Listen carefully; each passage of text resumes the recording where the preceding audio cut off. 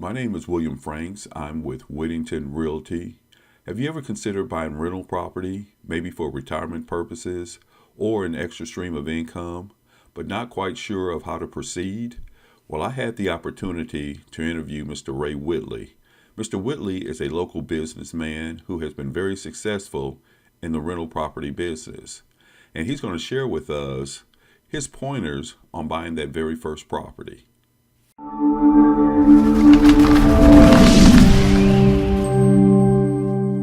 So back in around 2002, I was looking for some ways to make a little bit extra money, to have a little side job. You know, and the thought at that time was, what if something happened to my main job? Is there something I can fall back on? So I didn't really have any experience in anything else. I did have my degree, but real estate had always piqued my attention, and so I decided to give it a try. And so I bought my first home. And kind of pinched myself, actually made a little bit of money on it and said, oh, maybe I can do this. And then I discovered this idea around buying county tax certificates, that is, individuals that are behind on their taxes. The state would actually issue a certificate and pay you an expected amount of interest over those years that you held those particular tax liens, and after the end of those 3 years, you either got the property or they paid you your interest. For me, that was a no-lose situation. I get 15% interest on my money, or I get the property. So, kind of fell in it that way. About 6 properties that way. Actually, during that time period, I probably purchased over 250 certificates, which means the other certificates I actually got 15% back on my money. And I actually were able to get 6 houses on the ones that the individuals didn't pay off the taxes. And with the tax liens, the way it worked back then, my understanding is the property, the taxes hadn't been paid, you go get a certificate, you keep it 3 years, either A or B would happen. Does it work that way now? No, they actually changed the law. The law was changed probably about 8 years ago. And most of the deals I did were cash deals. Okay. So I was finding people that were in distress or about to lose their home, and I had cash, so I could come in and offer cash for the property and allow them to maybe get a little bit of cash out of it and walk away with their credit intact and not having a default or foreclosure on their resume. Now, was it hard to find those types of people? It really is. It's like a needle in a haystack. And so one of the things I did, I would go down to the county and I could look up the pre-foreclosure list. So I could look at properties that were 6 months out that were going to be foreclosed on. I would go in and send out like 100 letters, and I may get response back on 5 of those, and I only may get 1 of those, but the one that I got was really worth it. Most of those properties I was getting for pennies on the dollar. Education is really the key in this business because you need to understand the rules and regulations that's associated with the real estate business. You got to understand building codes, you know what your insurance requirements are, what your tax consequences are going to be. And so I would tell anyone that you really need to spend some time understanding the basics of the business, and then even more than that, understanding how you network in this business is key. What do you mean by network? Networking is, so to me, in real estate, you have to have a team. And your team can consist of individuals, or either a real estate agent could be on your team. You may have an attorney friend that you'll need in order to do your contracts and your negotiations and things like that. But then you also got to have people that are responsible for helping you get the property up and running. Plumbers, heat and air guys, electricians, handyman. I mean, these are the people, unless you can go and do all that work yourself, and in most cases you can't, you need a team that you can depend on that's going to be able to come in, do it at a price that you're going to be able to make money on it. So for me to open up the book and find like Ace Comfort air conditioning, that probably is not going to go too well. No, that's not going to go too well. You got to find some local guys that are good at their trade, they're hungry, and they're willing to come to work for you. And you don't penny pinch them. You pay them well, but you don't pay them to the level that the guy that you're going to pay that you look in the phone book to get. Okay, so you pretty much got a team put together. Absolutely. Without a good team, you're not going to make it in this business. I got to have guys that when I call them, they got to be there. If I got a busted pipe, I've got to have a guy that I know that's going to be there. If I got a tenant that lights are blinking or, there's a safety issue, I have to get that corrected or I'm at exposure. So how long did it take you to kind of get this team? It took a long time because you had to run through quite a few. I mean, I don't have the same team today that I had 5 years ago. It's just a matter of fact. And what I found out is that guys, when they start off with you, they get real reasonable, but over time, they figure out you got money, and so they start jacking their prices up, and that's when I start turning them over. Okay. All right. Good point. Talk a little bit about financing. So on the financing end of it, there's a lot of misconception out there that you can buy properties no money down. I've not found that I've been able to buy any property. And you've been doing this for how long? I've been doing it for 12 years. And haven't bought any property. Now, I've made some really good deals, but I've always had to bring cash to the table. Okay. And so in this game, cash is king. And the other thing is, I think you really have to build a good relationship with the bank. You got to find you a good banker. You got to come with a good credit score. You got to come with some experience. They want to see your net worth. They want to see what your properties are doing cash flow wise. And so if they see that you're tight, your credit is good, you know what you're doing, a lot of these banks are willing to lend to you. And most of the lending is you got to come with 20% down. Period. For the most part. Yeah, if you're not, because they want you to have skin in the game. If you don't have skin in the game, you can walk away very easy. But if you got skin in the game, then they know they got a better chance of getting their money back. And it's all about them securing their assets, and they're going to put a lien on that property. So if you don't do what you say you're going to do, they can take that property, they can take the rents that's coming in, and they can make sure that they're getting their money back. Talk a little bit about owner financing, or even assuming a loan. Yeah, so I have a couple of properties that I have assumed, and those properties came to me. Mostly these particular owners are in dire straits. They're behind on their payments, 4 to 5 months. They could have lost their job, had a medical deal. Something happened in their life financially that they're no longer able to handle that home. And so I would go in, I'd take a look at what the outstanding balance is, what the interest rate on it is, what the payment on it is, and if it's assumable. There are some loans that are assumable. A lot of them are not assumable. So, but if they're assumable, that's the thing I want to do, because I can get in just for the assumable fee, which is normally around $1,000 or $1,500. That's close to no money down. Okay. That's close, but you still got to come and pay that fee. Do I still have to deal with the bank? Yes, you still have that loan. You're assuming that note. You're saying, bank, this person right here no longer wants to pay. I want to assume that loan, and I want to make those payments on their behalf, and I want the property transferred to my name. You basically got the fee. Okay. You basically got the fee. Now, there may be some closing costs around making sure that you got insurance and taxes, Right. But other than that, there are no closing costs. You're not talking about down payment or any? No, you're not talking about any of that. Oh, okay. So that would be an option if I don't have a whole lot of money. Absolutely, but there are not a lot of those loans out there anymore. Okay. A lot of the banks now don't want assumable loans because they want to hold that original lien over to the car. They don't want to, because they got to come in and basically qualify me again, Right. to make sure that I can qualify. But in most cases, I can because my credit's good, and I've done good by my money. So most of the time, the banks say, "Yeah, surely we'll give you that money because we know we got some assets we can tie to." Okay. Now, what about owner financing? Owner financing is another good way to go. If you can find someone who owns that property outright and they're literally just wanting to get out from up under it, you can go in and you can negotiate with them and try to get financed. Now, their financing is probably going to be a little bit more than the banks, but a lot of times you can get in with owner finance for less than that 20% down. Sometimes they'll take 5% down. Okay. Sometimes they'll take 10% down, depending on the owner, how fast they need their money and how much money they want you to put down on it. But owner financing is a great way to get into the business. You can find somebody that's willing to finance. Most people don't want to finance it, and if they finance it, they're only going to finance a short amount of time. Okay. 5 years, which means your payment's going to be pretty high because they want their money quickly. Okay. And so they're not willing to negotiate a 30-year owner finance contract with you.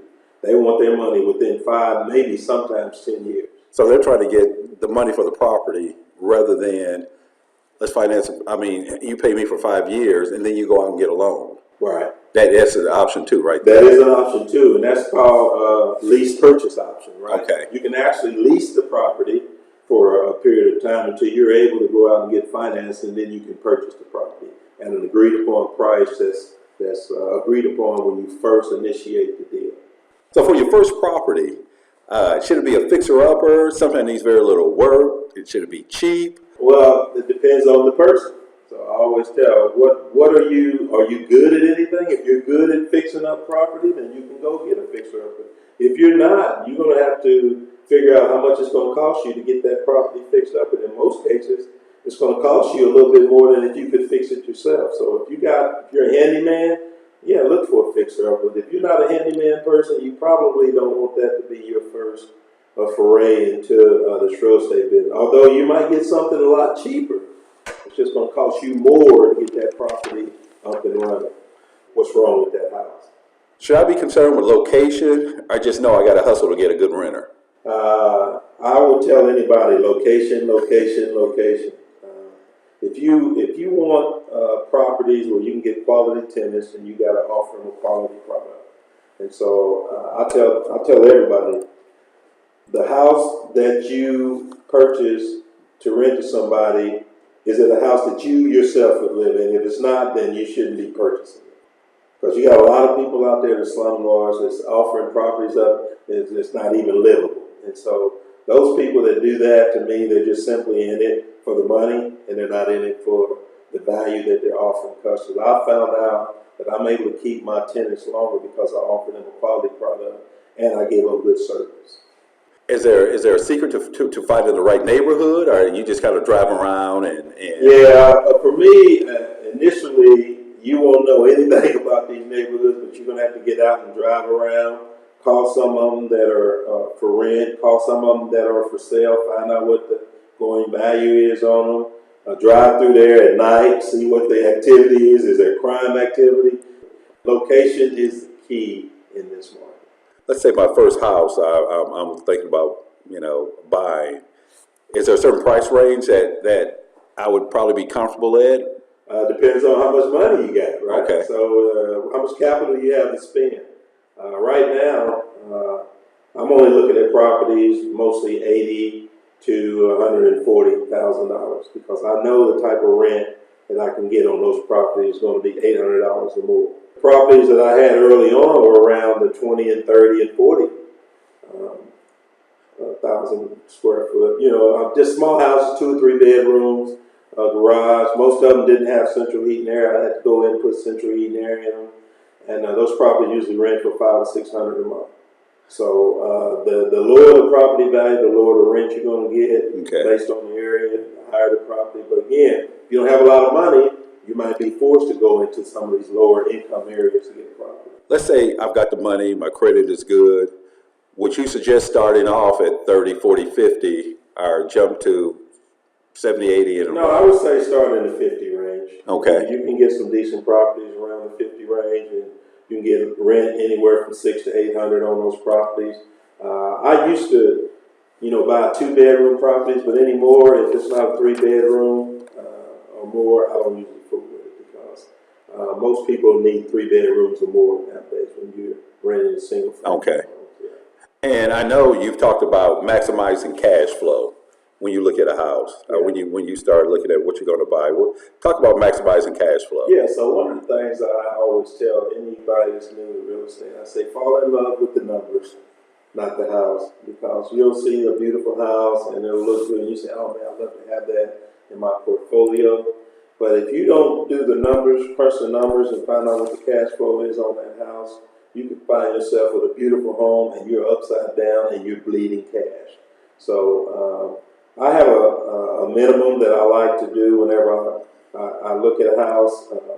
On an all-in basis, I'm looking at if I got a loan on it, principal, interest, taxes, and insurance. Once I service all my debt and pay taxes and insurance, I need to have at least $200 or $250 left a month that I'm cash flowing that. So that means I have to net profit on that property for at least $200 or $250, or else I won't do the deal. So you're pretty good at walking into a house, looking at it, saying, okay, this is what the work that needs to be done, and this is how much I can get for it. Absolutely. Based on the fact that if I got to put 20% down, I can do my amortization right there and see exactly what my payment is. I know what the taxes are going to be. I know approximately what the insurance is going to be. I can divide all that out over 12 months and say, this is what it's going to cost me to manage this property.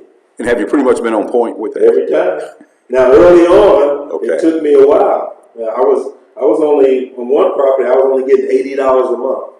But it was a nice property. I didn't know much at that time.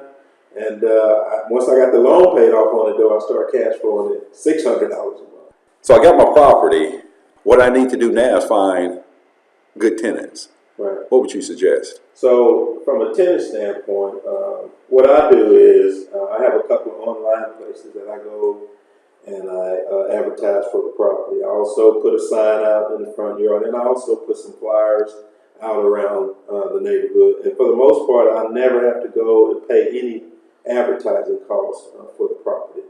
I got the property up for rent. I just make sure people know about it, and usually don't have any problem getting people to view the property. And what do you normally look for? Do you check the credit? Do you look at income? Yes, absolutely. One of the things that's key in this business is getting quality tenants. I look at the tenant from a couple of standpoints. One is what is their current income? Do they have a good job, and have they been on that job for at least 2 years? Have they ever been evicted? That's the number one issue. I can go downtown and I can look online and find out if they've ever been evicted. If they've been evicted in the last 2 years, I don't want them as a tenant, because now I'm just going to be chasing my money every month, and I won't do that. So if you got an eviction on your record, you can't rent a house from me. I also, this is another thing that I do. I look at the vehicle that they drive up in, because that tells me a lot about how they're going to take care of my property, about how they take care of their vehicle. Okay. If they drive up with a jalopy and the fenders hanging on the side, they're probably not going to be a tenant of mine. And a lot of times you can weed them out if you charge them a $25 fee just for putting in an application. And They don't want to do that. no, they don't want to do that because they're not really serious. They just find out. I've had tenants, though, come in and offer me 6 months rent up front if I would lease that property to them. That tenant is running from something. So that's a red flag. Even though that money looks good, Right. and then in the long run, it's going to cost you more money. Some people buy properties and they use a property management company. Would you recommend that first time out? I would say if you can manage the property on your own, why wouldn't you? But if you feel like you don't have the expertise to do it, then by all means, you can do that, but it comes with a cost. Okay. About what do they normally charge? Any idea? 6 to 10%. Usually, most of them nowadays are starting at 10%. So whatever your rent is, if it's $600, they want $60 a month, plus whatever the fees are to get the house rented. The gas, electric, water, any repairs, all that you still pay. Right. They just managing the property for you. So managing means that they deal with the tenants, they deal with the problems, they get back to you and say, hey, Ray, these are the problems I'm dealing with. Right. Well, they won't even deal. They'll just take care of it. They'll send you a bill, or they'll deduct it from your rent. And that's the other thing. Now you're not in control of your expenses anymore, because they'll just send the highest priced guy out there to get that plumbing fixed, where it may have been just a $60 part, and it costs you $300 to get that property fixed for a $60 expense. So you're at their mercy when you allow them to manage your property. Do you think at any time you might utilize a property At management? some point, I'll want to travel a little bit and do some things, and it'll get to the point where I just want to be freed up. Okay. But at that point, I'll be older, and I won't want to do something. Right now, I like taking care. These are my babies. I like taking care of them, and I like making sure that the things are being done right. Let's talk about your property, your babies. I know you start out with 2 of them. How many do you have right now? I have currently 16 properties. Okay. And over how many years did it? It took me it's about 12 years. I was up to 20 at one point. I sold 4 of them back right before the real estate bust in 2008. We had a bunch of California guys coming in here. They were just buying up everything. They were offering me money that I couldn't refuse at the time, so I got rid of 4. But like I was telling you earlier, I don't sell the goose that laying golden eggs anymore. Okay. No more. I'm So- keeping all the gooses. So you sold some gooses in there. Yeah. Okay. And I wish I had a capital. If I'd have done it right, I'll never sell another house if I get it under ownership. And I know you were talking about retiring. Do you have a number as far as how many properties you want to get to at some point? My goal when I originally got in this was 40 properties that were paid off debt free. That was my goal when I originally, and I was headed toward that goal. And then I just decided when the market went down in 2008, that's when it slowed me down. I had 12 properties at that time, but I was well on my way to getting it. And that just kind of slowed me down. Just took a little bit of breather, and since then I just get 1 or 2 properties a year. 1 or 2 a year? That's kind of what you're working Yeah, that's at? kind of what I'm doing now. Still headed to that 40. Okay. Still like to have 40 of them paid off. So once you get retired, do you think it might be 4 or 5 properties a year? Or? Yeah, in fact, I'll probably expand a little bit and probably do a couple of flips and try my experience in the flip area because I have a good eye for finding, properties that are distressed and bringing them back. So, and I'll probably have a floor that if I can't make $20,000 on, I probably won't be doing the deals. So in my mind, if I can't make $20,000 on the flip, it's not worth my time. So what would you tell someone, a first-time person, advice you would give that person if you want to get into the business? First thing I'll tell you is read. Go get yourself educated. Talk to some people that are in the business. Peruse on the internet. Read all that you can read and get a good understanding of this business before you go down and flop down your hard-earned money on something that you may or may not have any idea what you're doing. All right. Well, Ray, thank you. You're welcome.